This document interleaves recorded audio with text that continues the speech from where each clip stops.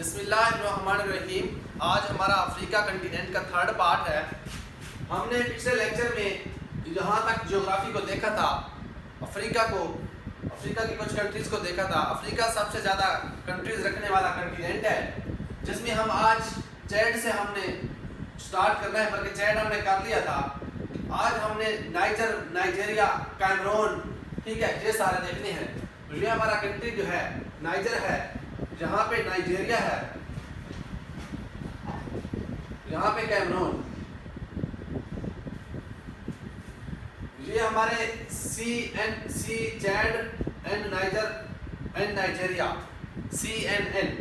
जहाँ तक हमारा एक टीवी चैनल जो है, आई थिंक अमेरिका का है, ये Chad CNN, Chad, niger, Nigeria. उसके बाद हमारे पास यहाँ पे है कैमरून। ये कंट्रीज अफ्रीका के कंट्रीज, जिनमें कुछ ऐसे कंट्रीज हैं कोई ज़रूरी चीज़ नहीं पूछता एग्जामिनर, तो हमने सिर्फ उन कंट्रीज की लोकेशन को देखना है, समझना है, ताकि हम चीज़ों को आसानी के साथ सीखते चले जाएं। यहाँ पे आगे हमारे पास है, इधर एक है डेमोक्रेटिक रिपब्लिक ऑफ कांगो, ठीक है, कांगो, यहाँ पे DRC, और दूसरा है रिपब्लिक ऑफ कांगो RC। तो DRC और RC ये दो कंट्रीज जहाँ पे एक रिवर है जिसे कांगो रिवर कहते हैं या कांगो रिवर कहते हैं। तो ये कांगो रिवर जो है डीपेस्ट ऑफ वर्ल्ड है, तो इसलिए इस रिवर को देखना भी जरूरी है। ये ऐसे चलता है और ऐसे आके ये यहाँ पे गिर जाता है, कहाँ पे जी, अटलांटिक ओशन में। तो डेमोक्रेटिक रिपब्लिक ऑफ कांगो और रिपब्लिक ऑफ कांगो, इन दो कंट्रीज में ये कांगो रिवर, इसकी कुछ कैरेक्टरिस्टिक्स हैं, जैसा कि ये डीपेस्ट ऑफ द वर्ल्ड है। आपने चीज़ें जो है नोट करनी है साथ। कांगो रिवर सबसे पहले मैंने बताया कि जो डीपेस्ट ऑफ वर्ल्ड है,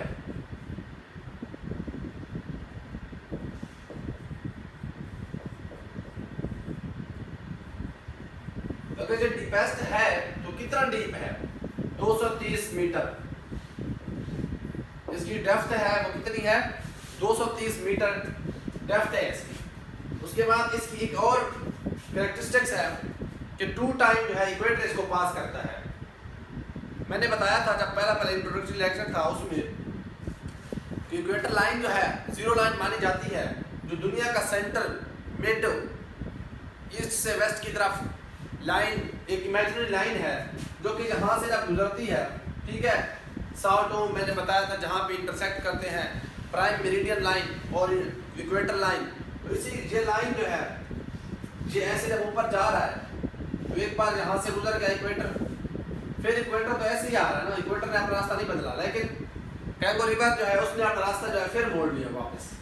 जब ये यहाँ आता है तो फिर क्या करता है, फिर ये इक्वेटर लाइन से गुजरता है, यानी इक्वेटर लाइन जो है इससे गुजरती है 2 टाइम इक्वेटर लाइन पास। ठीक है जी, क्वेश्चन पूछते हैं 2 टाइम इक्वेटर जो है कौन से रिवर से पास होता है, तो वो कांगो रिवर है, कांगो रिवर, ठीक है जी। तकरीबन 4700 किलोमीटर जो है इसकी जो है वो और लेंथ है। ये सेकंड लार्जेस्ट ऑफ अफ्रीका है, ठीक है। पहले हमने नील देखा, उसके बाद सेकंड लार्जेस्ट ऑफ वर्ल्ड नहीं है, वर्ल्ड का जो है वो अमेज़न है।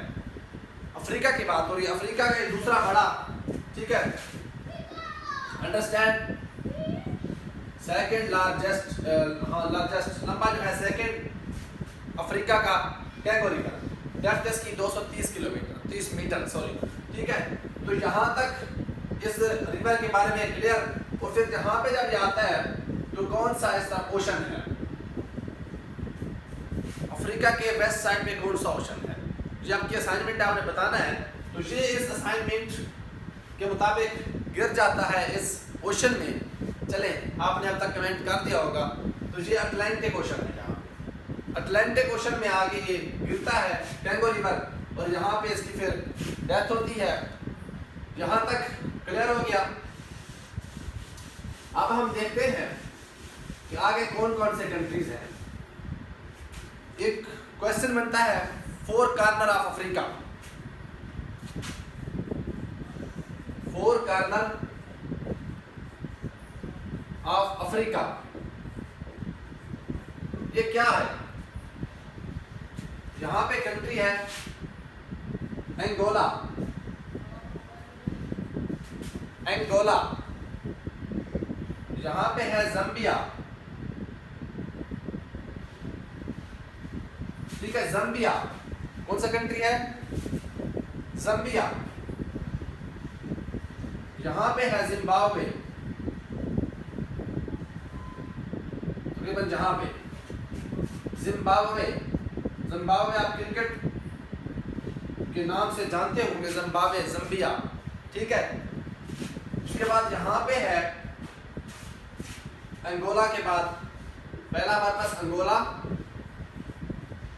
दूसरा हमारे पास जम्बिया, ये फोर कॉर्नर में कंट्रीज जो है। तीसरा हमारे पास जिम्बाब्वे, जिम्बाब्वे, ठीक है। चौथा जो हमारे पास है वो है बोट्सवाना, जहां पे ये कौन सा है? बोट्सवाना। ये चार कंट्रीज यहाँ पे इनका कोना जो है मिल रहा है। ये देख रहे हैं आप, ये छोटा सा यहाँ पे ये जगह खाली जो है ये इसी बोट्सवाना की जा रही है। एंगोला, बोट्सवाना, जम्बिया, जिम्बाब्वे, ये कंट्रीज जो है इन चारों का कोना मिलता है यहाँ पे। ये फोर कॉर्नर ऑफ अफ्रीका। यहाँ तक किसी को कोई मसला हो तो लाजमी कमेंट करना है। यहाँ पे हमारे पास इसी उसके साथ बोट्सवाना के साथ नमीबिया है, नमीबिया। ये नमीबिया और बोट्सवाना, यहाँ इन दोनों में एक डेजर्ट है जिसे कलहारी डेजर्ट कहते हैं। कौन सा डेजर्ट? Kalahari desert. बोट्सवाना और नमीबिया, इन दोनों में एक डेजर्ट है जिसे कलहारी डेजर्ट कहते हैं। ये कौन सा है? बोट्सवाना है। ये नमीबिया, NIMIBIA, नमीबिया। तो पूछा जा सकता है कि कलहारी डेजर्ट जो है, ये कुल्हाड़ी नुमा जो शक्ल है, ठीक है, यहाँ पे कौन सा डेजर्ट है? तो कलहारी डेजर्ट जो है वो नमीबिया प्लस बोट्सवाना। अब नीचे जो कंट्री बचता है यहाँ पे, ये है south Africa.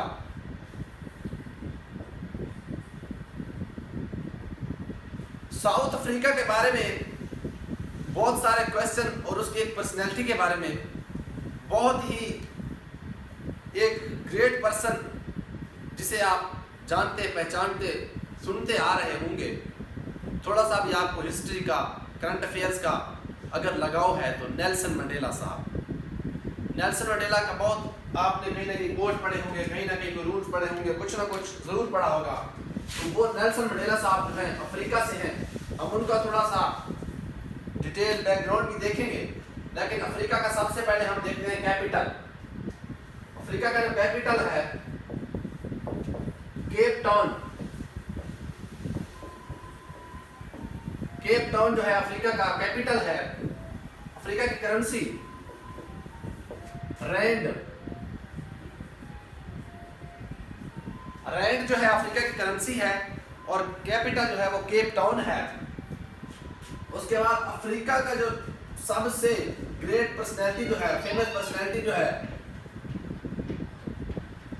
Famous personality Nelson Mandela, जिसके बारे में मोस्टली जो है एग्जाम में क्वेश्चन बनते हैं। इवन के वो काफ़ी सारे कंट्रीज़ के रूल्स में भी उसको पढ़ाया जाता है, सिलेबस में भी पढ़ाया जाता है, जो कि पाकिस्तान में भी पढ़ाया जाता है, ठीक है। पाकिस्तान की जुडिशरी, क्या वर्ल्ड की जुडिशरी में इसको ऐड किया गया है, ठीक है। तो नेल्सन मंडेला जो है, नेल्सन मंडेला, सबसे पहले देखते हैं ये 18 जुलाई 1918, ठीक है। तारीख पैदाइश पूछता है इनकी 19 जुलाई 1918। पिछले असिस्टेंट के पेपर में भी पूछा गया है इसके बारे में, ठीक है, कि नेल्सन मंडेला की पैदाइश कब है। तो 18 जुलाई 1918 है और 5 दिसंबर 2013 डेथ है इसकी, 5 दिसंबर 2013, 5 दिसंबर 2013 इसकी डेथ है। 18 जुलाई 1918 इसकी पैदाइश है। 27 साल जेल में रहा। डिफरेंट कंट्रीज से award, prize, Nobel peace prize ले चुके हैं। 27 साल जेल में रहने के बाद साउथ अफ्रीका के प्रेसिडेंट रह चुके हैं। तो ये सारी चीजें इसने कैसे की? इसने बुक्स भी लिखी। तो इसने सबसे पहले तो ये स्लेवरी के खिलाफ था, एंटी स्लेवरी, ठीक है, गुलामी के खिलाफ था। पूछा जाता है कि इसको जेल में क्यों रखा गया? ये गुलामी के खिलाफ था। इसको 27 साल कैद, 27 साल जेल में रहा और आजाद हुआ 1990 में। 1990 में आजाद हुआ। 27 साल को पीछे चलाया गया तो 1990 से 27 साल को पीछे लेके जाए तकरीबन 63 बनता है, 1963, ठीक है। 1963 में इसको कैद हुई, 1990 में इसको आज़ादी मिली। और जहाँ पे एक आइलैंड था रॉबन आइलैंड, ठीक है, नजर आ रहा है आपको? रॉबन, ROBBN, रॉबन आइलैंड में अफ्रीका से बाहर इसको रखा गया। लोगों में बहुत फेमस था, लोग बड़े इसको मिलने के लिए वो होते थे, बेताब होते थे। तो इसको मोस्टली जो है एक आइलैंड है, रॉबन आइलैंड, अफ्रीका के साथ एक कंटिनेंट, उसमें अटलांटिक ओशन में है, ठीक है। अटलांटिक ओशन के साथ कौन सा है आइलैंड? रॉबन आइलैंड, जहाँ पे इसको रखा गया कैद में। 1990 में आज़ाद होते हैं। 1991 में इसको रशिया का सबसे बड़ा prize, Lenin prize,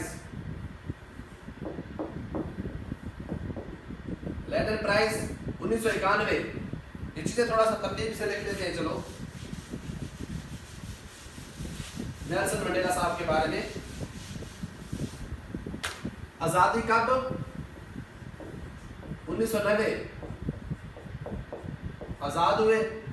1991 Lenin prize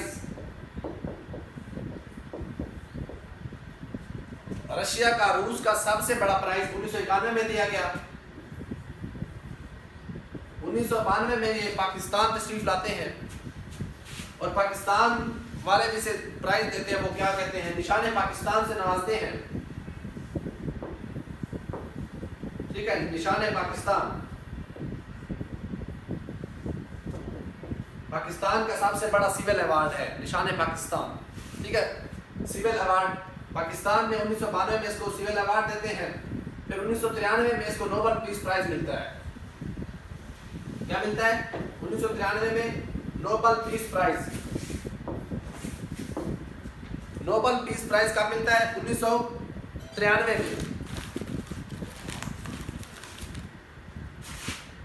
Nobel peace prize. उसके बाद 1994 में इसको प्रेसिडेंट बना दिया जाता है साउथ अफ्रीका का। एक और चीज, यूएनओ ने इसके बनाए गए रूल्स जो है Nelson Mandela rules, Nelson Mandela के नाम पे है। और रूल्स जो है इसने बताया कि कैदियों के साथ कौन सा सलूक किया जाना चाहिए, जेल में जो कैदी रहते हैं उनके साथ कौन सा सलूक करना चाहिए। तो यूएनओ ने इसके बनाए गए रूल, इसके बताए गए rule, UNO international court of justice, उस रूल्स से इत्तेफाक करते हुए क्या किया? उन रूल्स को फॉलो किया और उन रूल्स को जो है अप्लाई किया जा रहा है। हाँ, इसकी जो 2 किताबें हैं, हाँ, एक है a long walk to freedom, a long walk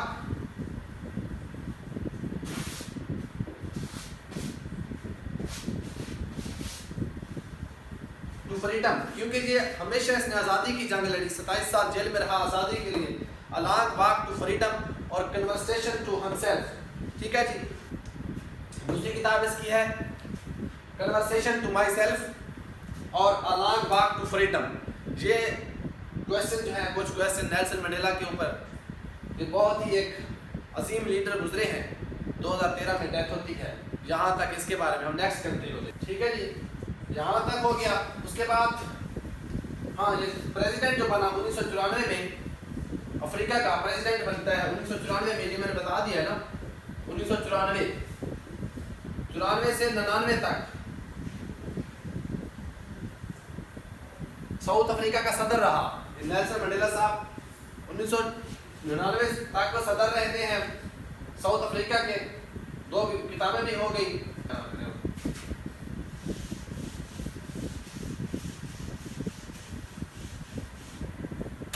BRICS जो है ब्राजील, रशिया, इंडिया, चाइना और साउथ अफ्रीका। साउथ अफ्रीका इसका पार्ट है। तो 2023 का जो समिट है ब्रिक्स का, 2023 का समिट, ये भी साउथ अफ्रीका में हुआ। ठीक है। उसके बाद साउथ अफ्रीका ने इजराइल के खिलाफ फलस्तीन के हक में UNO international court of justice में केस फाइल किया। हालांकि साउथ अफ्रीका जो है एक नॉन मुस्लिम कंट्री है, लेकिन एज अ ह्यूमैनिटी, इंसानियत की खातिर इसने क्या किया, केस फाइल किया। कौन सा कंट्री है जिसने फलस्तीनियों के हक में केस फाइल किया इंटरनेशनल कोर्ट ऑफ जस्टिस में? तो वो भी साउथ अफ्रीका है। यहाँ तक साउथ अफ्रीका के क्वेश्चन जो है क्लियर हो गए। यहाँ पे एक आइलैंड है, जजीरा है, जिसे कहते हैं मैडागास्कर, MADAGASCAR, यानी मैदागास्कर। मैदागास्कर गया है किसका?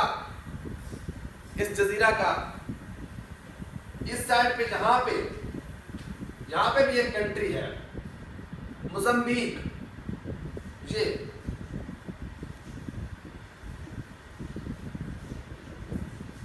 मोज़ाम्बिक जो है जिम्बाब्वे और साउथ अफ्रीका के बिल्कुल साथ कोने पे है। मोज़ाम्बिक और मैदागास्कर के दरमियान यहाँ पे ये जो पानी की एक पट्टी बन रही है, हमने पढ़ा था कि पानी की तंग पट्टी को हम स्टेट कहते हैं। यहाँ पे थोड़ा सा ट्विस्ट तब्दील है कि ये थोड़ा सा चौड़ी पट्टी है, इसका फासला ज़्यादा है, वाइड ज़्यादा है। तो जो वाइड ज़्यादा स्ट्रेट होती है तो उसको चैनल कहते हैं। इसको चैनल भी कहते हैं, कहीं कहीं मोज़ाम्बिक स्ट्रेट भी कह देता है। अगर वह मोज़ाम्बिक स्ट्रेट कहता है तो वर्ल्ड वाइडेस्ट स्ट्रेट, कि दुनिया की सबसे चौड़ी जो है, वाइड जो है, सबसे ज़्यादा वाइड फासला रखने वाली स्टेट जो है वो मोज़ाम्बिक स्ट्रेट है। सेपरेट करती है मोज़ाम्बिक को और मैडागास्कर आइलैंड को। ठीक है। उसके बाद यहाँ पे अफ्रीका में एक ऑरेंज रिवर भी है।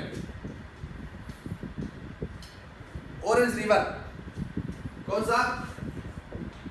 ऑरेंज रिवर 2432 किलोमीटर उसकी लेंथ है। ऑरेंज रिवर ऑफ अफ्रीका, ये क्वेश्चन रहता था जो कि दोबारा से आप लिख लें। और एक माउंटेन भी है जिसको टेबल माउंटेन कहते हैं। टेबल माउंटेन ये भी अफ्रीका में है। टेबल कहते हैं या फ्लैट कहते हैं। परेशान तो हो रहे होंगे कि दोबारा बार बार अफ्रीका के क्वेश्चन लिखवाए जा रहे हैं। जैसे याद आ रहे हैं तो साथ साथ वो भी चलते आ रहे हैं, तो अब इन चला और याद नहीं आएंगे, परेशान नहीं होना। टेबल या फ्लैट माउंटेन ये भी कहाँ पे है? अफ्रीका में है। यहाँ तक क्वेश्चन जो है क्लियर हो गए। हम यहाँ नाइजीरिया को छोड़ आए हैं ऊपर। नाइजीरिया के अंदर भी कोई क्वेश्चन बनते हैं? जी हाँ।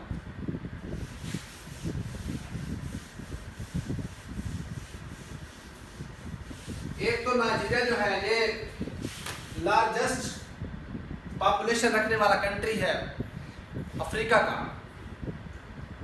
लार्जेस्ट पॉपुलेशन रखने वाला कंट्री है कौन सा? नाइजीरिया। दूसरा, इसके अंदर एक टेरर ग्रुप है, टेररिस्ट, जिसको बोको हराम कहते हैं। बोको हराम, बोको HARAM, हराम। ये बोको हराम जो है इसका कभी कभी न्यूज़ में जिक्र आ रहा होता है, कभी पूछ भी लेता है कि बोको हराम जो है कौन सा टेरर ग्रुप है, कौन से कंट्री का है, तो वो नाइजीरिया का है। ठीक है, अंडरस्टैंड, यहाँ तक किसी का कोई मसला हो। बेसिकली हमारा मतलब जियोग्राफी को नहीं सीखना, दुनिया को एक्सप्लोर करना है। कमीशन तो बाद में, पहले हम खुद अपने इंटरेस्ट के लिए भी अगर देखें तो ये कितना नॉलेज आ रहा है, हमारे अंदर एक नॉलेज का तूफान आ रहा है। हम तो उड़ने वाली कोई वो बन रहे हैं, स्पैरो बन रहे हैं कि जिससे हमें नॉलेज आएगा और हम उड़ जाएंगे। जी हाँ, इंशाल्लाह। ठीक है जी, जहाँ तक अब नेक्स्ट देखते हैं कि ये जो ज़म्बिया है और जिम्बाब्वे है, इन दोनों के दरमियान, बल्कि जहाँ नहीं, यहाँ पे ज़म्बिया और जिम्बाब्वे के दरमियान बॉर्डर के ऊपर एक लेक है, फॉल है, fall, Victoria fall, Victoria fall on the border of Zambia and Zimbabwe.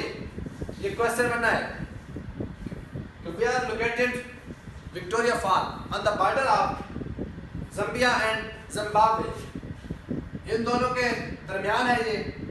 उसके बाद नेक्स्ट हमारे पास ये जो कंट्रीज थे इनके बारे में इतनी इंफॉर्मेशन। अब हम इधर आते हैं, जहाँ पे इस मोरक्को जहाँ से स्टार्ट हुए थे उसी के साथ यहाँ पे है वेस्टर्न सहारा। वेस्टर्न सहारा जो है, इसके बारे में ये है कि जो हमारा वर्ल्ड लार्जेस्ट डेजर्ट जो है सहारा डेजर्ट, वो यहीं से निकलता है, यहीं से ओरिजिनेट होता है और इस तरह से 11 कंट्रीज में फैला हुआ है। वर्ल्ड लार्जेस्ट डेजर्ट जो है सहारा डेजर्ट। ठीक है, कौन सा, ये हमारा कौन सा कंट्री है, सहारा, वेस्टर्न सहारा।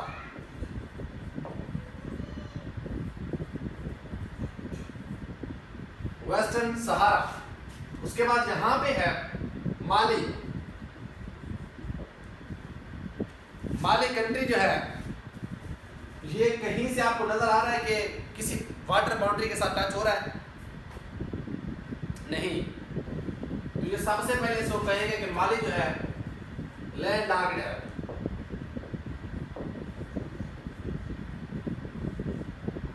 सबसे पहली कैरेक्टरिस्टिक्स लैंड लॉक्ड, इसका कैपिटल बमाको।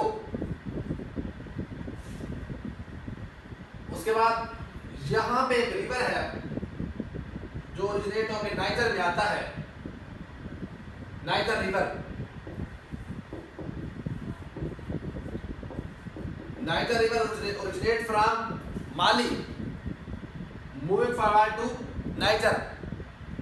नाइजर रिवर जो है माली से ओरिजिनेट होता निकलता है और नाइजर में आता है, जिसकी लंबाई जो है वो 4100 किलोमीटर, 4180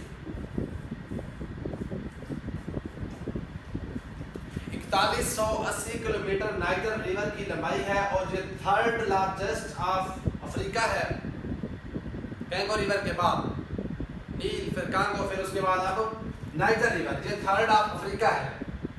जहाँ तक क्लियर हो गया। यहाँ पे है 4 कंट्रीज, 4G, ग्याना, ग्याना बासो, BASO, ग्याना, ग्याना बासो। उसके बाद गम्बिया, गैम्बिया,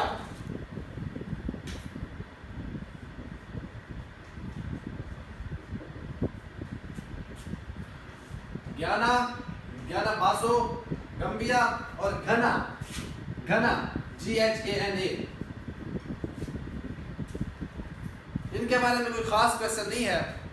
गम्बिया जो है इस्लामिक रिपब्लिक ऑफ गम्बिया इसका नाम था, इसने अपने नाम के साथ से रिमूव किया है, इस्लामिक रिपब्लिक को रिमूव किया है। दूसरा इसके बारे में यह है कि इसने बर्मा के लोगों के खिलाफ जो जुल्म हो रहा है उनके लिए बर्मा कंट्री के खिलाफ इसने आवाज़ उठाई है इंटरनेशनल कोर्ट ऑफ जस्टिस में। जैसे साउथ अफ्रीका ने आवाज़ उठाई है इसराइल के खिलाफ फ़लस्तीन के हक में। इसी तरह इन्होंने आवाज़ उठाई है गम्बिया के लोगों ने, किसके लिए? ठीक है, तो यहाँ पर गना, इसका जो है आपने कैपिटल लिखना है अकड़ा, ACRA, अकड़ा, गना अकड़ा, जिसने बर्मा के लोगों के खिलाफ आवाज उठाई गना ने, और अकड़ा जो है इसका गम्बिया ने, और गना जो है इसका किसका है? अकड़ा का। अकड़ा जो है कैपिटल है गना का। ठीक है, और क्वेश्चन है, कोफी अनान एक पर्सनैलिटी है जो 7th UN सेक्रेटरी जनरल है, 2006 है, 1996 से या 97 से, आई थिंक 2006 तक। ठीक है, कोफी अनान।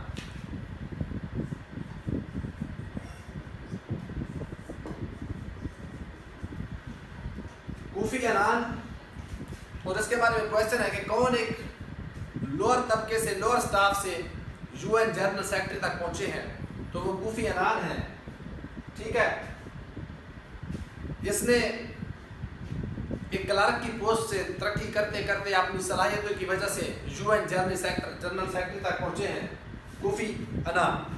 जहाँ तक आई थिंक आप लोगों को कोई मसला नहीं, और हमारे जो अफ्रीका की ज्योग्राफी है मोस्टली जो है हमने इसमें इंपॉर्टेंट चीज़ें जो थी हमने देखी हैं। और ये जूनियर क्लर्क जिसके लिए स्पेशली मैंने जो बैच चलाया हुआ है, इंशाल्लाह आपका जो पेपर है 11 स्केल का, चाहे आप वैसे 16 का भी दे रहे हैं, आपको यही चीज़ें मिलेंगी, लेकिन आप लोग बेफिक्र हो जाए। इंशाल्लाह कोई भी चीज़ इनसे बाहर नहीं आने वाली। जो चीज़ें मिस्टेरियस रहते हैं वो जब हम PDF शेयर करेंगे उसमें इंशाल्लाह हम चीज़ें जो है वो दोबारा क्वेश्चन को रहता होगा तो भेज देंगे। बाकी जहाँ तक उम्मीद है आप लोगों को बेहतरीन तरीके से समझ आई होगी। थोड़ी बहुत माइनर गलतियाँ होती हैं, ठीक है, जब बोलते वक्त फ्लो टूटता है, तो इस चीज़ को मैनेज करना है। इंशाल्लाह चीज़ों की वक्त के साथ साथ बेहतरी आती रहती है। इंसान जो है सीखता रहता है पूरी ज़िंदगी। मैंने सीखा, सीख रहा हूँ, सिखा रहा हूँ, आप भी इंशाल्लाह सीख रहे हैं, कल वो सिखा रहे होंगे। तो यहाँ तक के लिए काफ़ी हो गया। इंशाल्लाह नेक्स्ट हम एशिया को कवर करते हैं। तब तक के लिए अल्लाह हाफिज़।